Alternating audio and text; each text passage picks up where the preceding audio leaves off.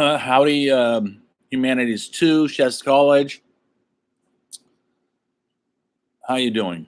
How's things out there? It's Thursday.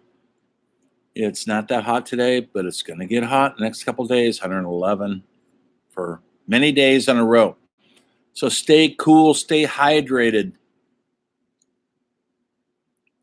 I'm going to sign into the paper today. Look for it in assignments. The other day, I signed 2 documentaries to look at by painters, Dutch painters, Rembrandt and Vermeer. Watch both of them, and then choose one to write an essay about. And it'll be the usual. I'll post this on assignments tonight. You'll have a week to do it. It's the usual 3 pages, 3 to 5 pages. If it's under 3 pages, you will lose points. Writing to paper, page length is a discipline and part of the process. And thousands of pages have been written about these people, and so you could surely put out 3. No copy and paste jobs. Put it in your own words, your own thoughts, your own analysis. Describe what you see and how these painters changed the world. And they did, and they still are. Hard to believe painters could change anything nowadays. But this is long before we had YouTube and TikTok, right? The revolution was on, and creativity was at its high point during this era that we're dealing with.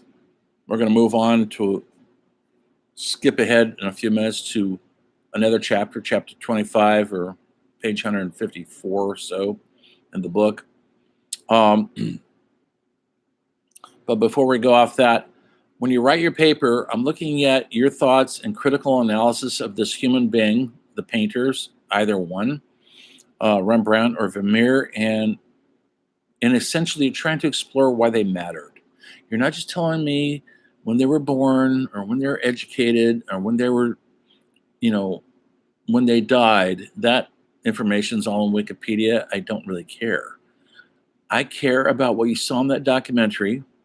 And if you saw anything that might help explain who that painter is, what makes them who they are. And here we are 500 years later, still examining their works. Maybe one day you'll get your passport and you go to Holland. Please go to the Rijksmuseum, and you'll see these paintings there. You'll see Rembrandt's, most of his work is there. And to see it up close and in person is exciting and a phenomenal experience. I got the pleasure a couple years ago to be in Holland. They're remodeling the museum, so half of it was closed, but the other half wasn't. And they had most of Rembrandt's major paintings on display. And one of them, the famous one, was called Night Watch. And when you see it in person, it's humbling. It's larger than you think.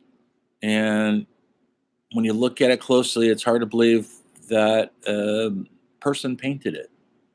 It's not a photograph. It's not a movie. It's a painting. And it tells a story. Night Watch is a movie in itself. That's how much is going on in the painting. And there's action in the painting. There's movement. I know it's still life, but there's still movement. And there's characters.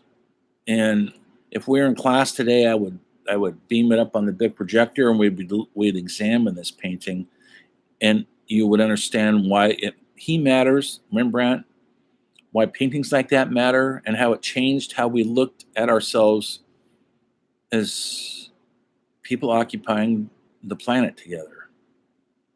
That's the important thing that I can't stress further about the importance of artists. There are eyes and ears to centuries that we don't have any photographic proof of. No movies in those days, no Snapchat, no Instagram, no iPhone to take a picture of. We just have the books, the paintings, and the music. Next week, I'm going to tackle music full on. So be prepared for that. But this week, I'm going to finish off the Dutch painters and start this other new chapter, 25. Like I said, it's on page 154. And it's essentially the Industrial Revolution begins. Yes, there's a lot of history in this class that needs to be covered, so you get context with not just who the painters were. You need to know the world they occupied, what it was like. Do you have any idea what kind of food they ate, how they cooked their food? I'm not going to cover that, but it's really fascinating. Their lifespan wasn't near as long as ours is now because they didn't have penicillin, they didn't have antibiotics, they didn't have modern medicine. So they didn't live that long. And what did they eat? Well, it was pretty rough. Pretty rough. And it's before we had cholesterol and then everything else killing us. That was what was killing everybody. Were they happy? Of course they were. They didn't know any better. They didn't miss Chick-fil-A, McDonald's, or Trader Joe's because there was no such thing. I teach a film class, and we'll be getting into movies later on in the semester. And the students were always amazed that people in the 1920s, 1930s, 1940s were watching movies in black and white. How can they possibly suffer through black and white film? Well, they didn't know any better. That was it. There was no color film. There was exceptions, but everything was in black and white, and that was acceptable. You didn't miss what you don't have, and same with sound. How can people watch a silent movie? Well, that's all they knew. There was no sound until 1928 or so. So it's like they didn't miss what they don't have. But there was sound. There were sound effects and music. So there was sound. There was just no spoken dialogue. They didn't know how to record the voices and get it on the film. So you don't know what you don't miss. You're not craving for sound or color or a fish olay, Chick-fil-A, whatever it's called. I don't go to those places, as you all know, because I'm special. I don't do fast food. But it's because they didn't have it. And so it's pretty primitive. The food, the clothes, the conversation, the art, the music. But in the midst of that, sublime works emerge. And people like Rembrandt and Vermeer were producing that in an era before any of that existed. It was a revolution. I'm going to use that word a lot. It just doesn't mean violent revolution, although there is a revolution coming in this next chapter, the French Revolution, which is very violent. And that led to our revolution a little later. But before I get there, I'll post this essay tonight. Make sure you read the instructions carefully. Try not to give it a personal thumbs up or thumbs down. I don't like Rembrandt's paintings because I don't care. That's a good personal opinion, but you're not writing a review of this person's paintings. You're trying to analyze his life and why they mattered. And please try to remember the context that they lived 500 years ago. Things were a little different. Times were pretty rough, but they don't know that. That's just what they're used to. So rough compared to what we have now, all these great times we're living through. Anyway, also I posted on there a sample of the journal reflection, and I've already gotten some panicky emails like it was news to people. It's in the syllabus, and I've mentioned it several times, and I spoke to it in my lectures. And so now I've put in the sample. That's what it should look like. This course, I think, is 6 or 7 weeks long, and so you should have a weekly entry of what went on that whole week. Monday, Tuesday, Wednesday, Thursday, Friday. What you heard in the lecture, what documentaries you had to watch, what readings you did. Hopefully you have the book by now. If not,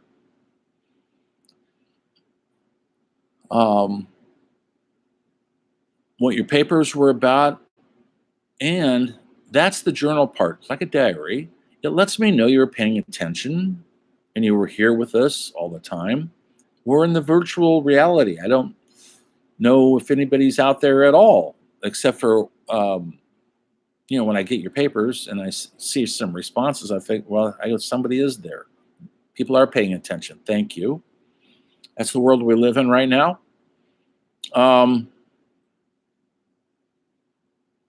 Also, make sure your papers, I think it said minimum 3 pages. I do mark points off now. We're in our third essay if you hand in a short paper. That's not the assignment. Follow the assignment. Also, if you do look at something other than those documentaries and you do some research on either one of those paintings, put a works cited page on there so I know where you got your research at. Use your own words, your own thoughts and analysis. That's what I'm looking for. Each of you has a writing voice. Yes, you do. You might not think you do, but you do. And after I read four or five essays by somebody, I can get a sense of who they are, their tone, without ever speaking to anybody. As you all know, I'm the only one doing the talking right now, but I can meet anybody for a Zoom. I'm available for that. So just if you want a teacher meeting, just I have a virtual office. Contact me. You know how to do that from text or email, and we'll set up a Zoom. No problem.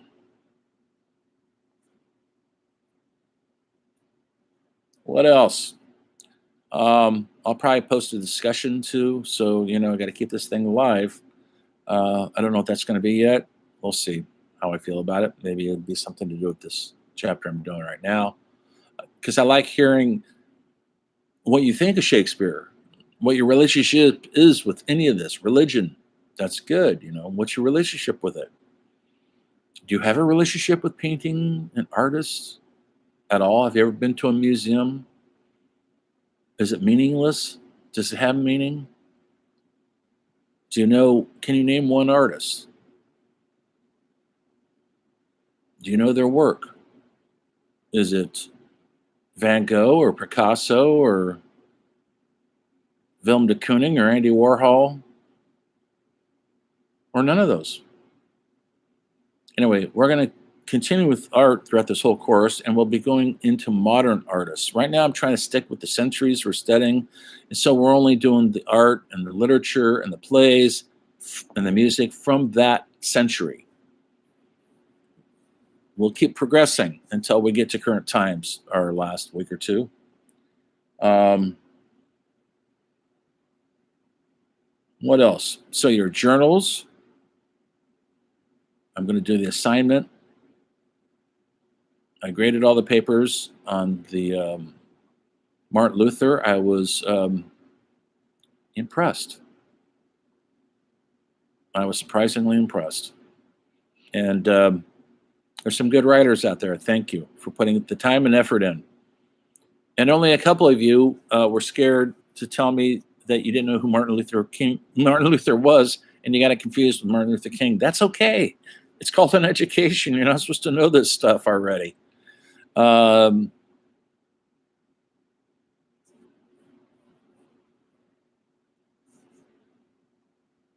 Today I want to talk about this next 100 years in our history. We're still not in the U.S. yet. We move into America next week.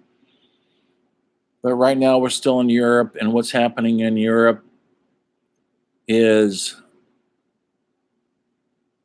discontent. We're now getting more educated. We're getting people who know how to read more than they ever have before. We're getting sophisticated taste when it comes to living conditions. Yes, the places we live, the houses we live in, the food we eat, the clothes we wear, the people we talk to. Um, we're getting more sophisticated. And with that usually comes discontentment, because up until recent times, the church or the government just told everybody how to live and people just kind of behave themselves. Well, that's not happening now. People want more because they see the possibilities of an enlightened life. And this was an age of enlightenment. And with that comes discontentment. And so France was ahead of so many people when it comes to philosophy and art and music and a way of life and riches. So the discontentment was sown there. And the revolution started there, the French Revolution, which had a worldwide effect. It affected the world in such a way that we're still talking about Napoleon to this day. Maybe you've heard of Napoleon. He was head of the revolution, but he was an aspect of the revolution that continued the revolution. And it was all about the common man getting a say in his government, her government. Women still didn't have a right to vote. That's not coming for a long time, but they're getting stronger. They're a part of the conversation. We've got evil doings when it comes to the slave trade, which there's documents saying it's legal, and here's how we handle it. The slave trade was happening in Europe long before it got to the US. African Americans, African Europeans didn't have any rights to anything. And it's on paper. And no matter how much we admire the politicians, the artists of the day, that's not to be admired. See, there's flaws in everything. There's flaws in every philosophy. No matter how righteous it may seem,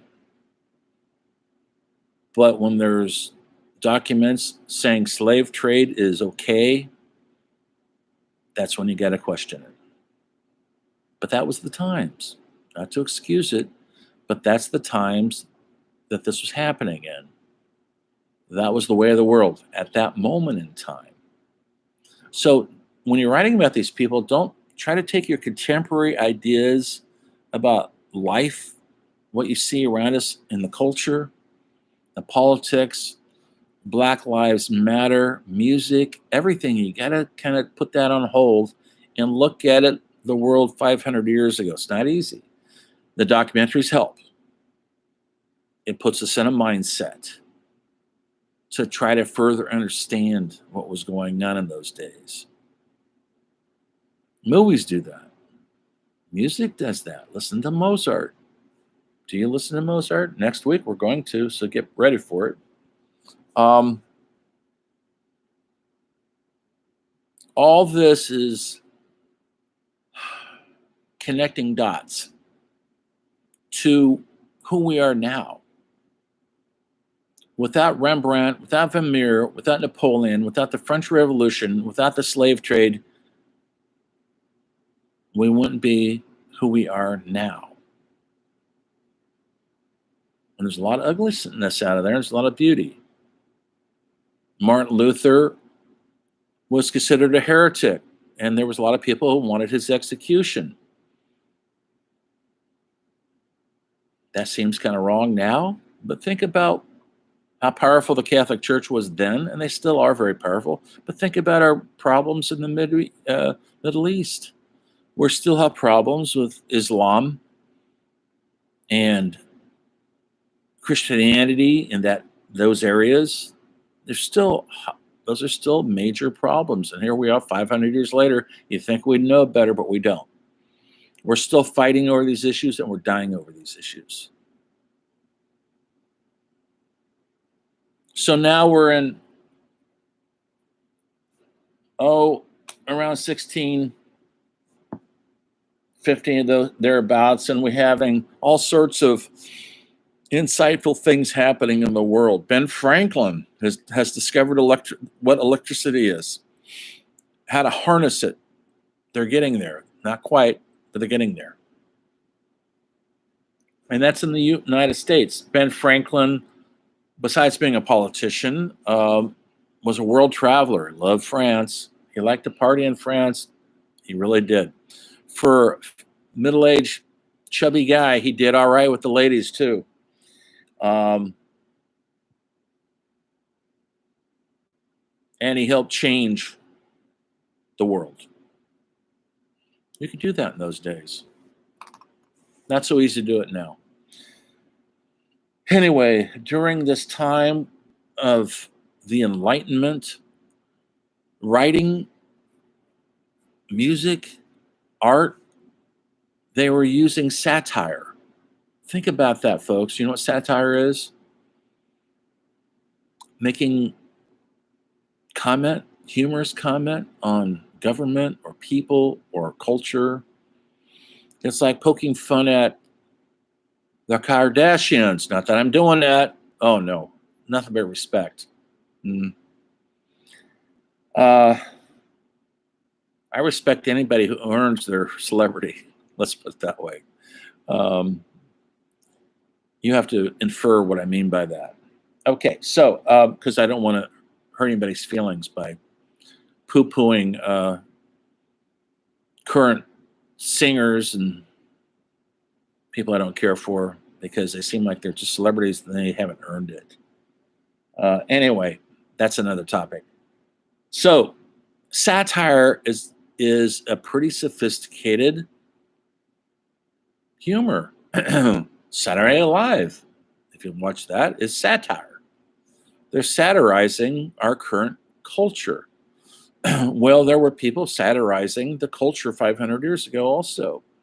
One of them was a guy named Jonathan Swift, who wrote pamphlets and short stories and articles mocking the aristocracy. That's the people who run things, royalty, kind of poking fun at institutions. It can be dangerous, especially if you're not in an enlightened era or country.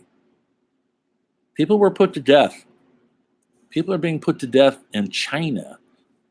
Maybe not to death, but they're put in prison for too much satire. So satire is powerful. That's how powerful it is. It's a powerful form of expression, and it can make the person who's doing the satire dangerous.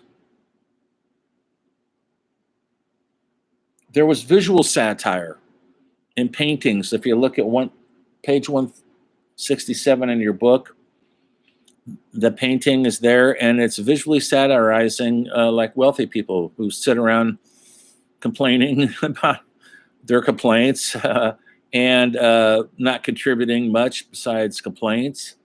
And so there was satire in paintings, which would be equivalent to a political cartoon now. If anybody ever knows what that is. Political analytical satire. Look at the Homer Simpson. That's animation satire. They're mocking the American family. They're mocking institutions that control our lives, where he works at the power plant. They mock a lot of things, and they get their point across through satire and humor. It's a bitter pill, but it goes down stronger when you can laugh about it. We're laughing at ourselves, and it can make it much more powerful.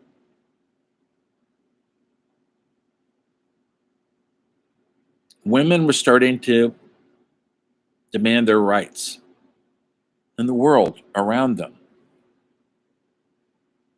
They just didn't want to be at home taking care of the 3 or 4 kids, making the gruel, making sure their husband is happy. They needed something more. And here comes the French Revolution, and there are women out in front of that. So we're leading the way.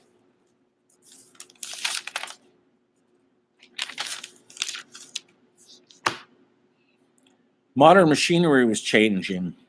Machinery was actually being invented. We now have the printing press. We have um, sewing machines. Things are starting to be mechanical and not just driven by human what's the word, what I should say here, human effort. Now we had help. We had help with shaping buildings and shaping our lives around us because we were starting to develop machines that would help us, which led to 300 years later the auto industry. But it's just now starting to happen. They call it the Industrial Revolution because it's happening in this era. Social satire is a weapon. It's a weapon without an actual weapon, deadly weapon, like a sword or a rifle or a cannon. But a lot of times, words are more powerful. I used to teach a class on political ethics, and I would ask people, do words kill? You'd be surprised how many people say no. That's another conversation. So during this whole time,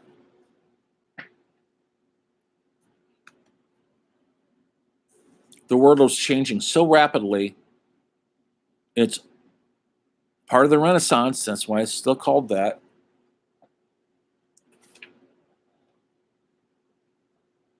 Philosophy, German philosophers, Kant was coming up with revolutionary ideas about philosophy, who we are as people,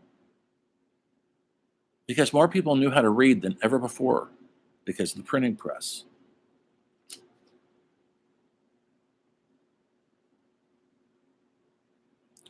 Kant argued, I'm going to quote from the book here. So I'm trying to make this as easy for you to digest as possible without overwhelming you. He argued that human beings have knowledge of the world through certain innate capabilities of the mind. What he's saying there is we have the power of thinking, the power of our thoughts, and putting a coherence to them, thus leading to enlightenment and knowledge. And knowledge is power. Yes, a gun is power, but knowledge is more powerful. It was a revolutionary era of revolutionary ideas. Ideas were revolution. It's the late 18th century. This armed revolt in France that would lead to lots of murders. The guillotine, they executed hundreds of people, mostly wealthy people and politicians, because it was supposedly a revolution of people. It resonated to our revolution that's going to take place a little later.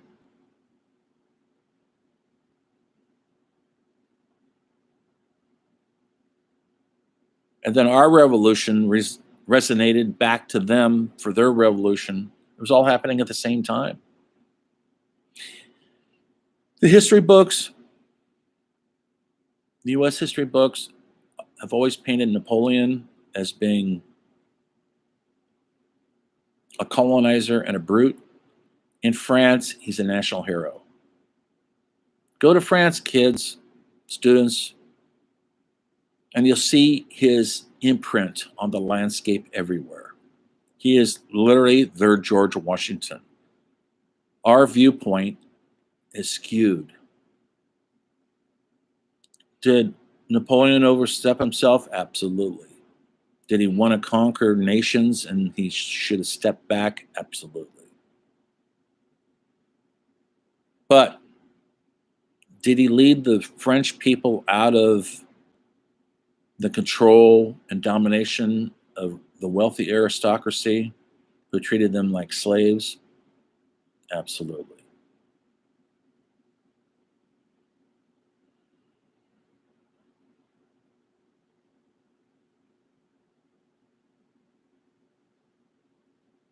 So when you're thinking about what latte to get next time you go to Starbucks, and you're thinking, should I get 3 pumps of caramel or should I get 4.5? Should it be 150 degrees or should I get an iced latte because it's summer? Should I wait in line in my car or get out of my car and actually walk up to the window and talk to a human being? And then you get upset because they're not quite fast enough and maybe they messed your order up a bit. They put in too much caramel and not enough. You have to go back, get some whipped cream put on it. Think about what led to this point in time and think about the meaning of the Industrial Revolution and the revolution and the satire of critical thinking and the art and the music of this era 500 years ago. And the people who died and with their last breath fought the revolution for enlightenment.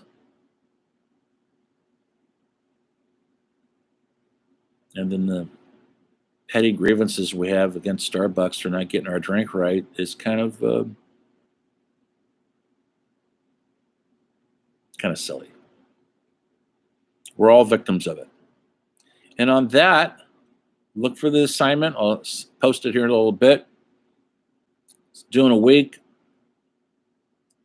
It takes me a week to grade everything.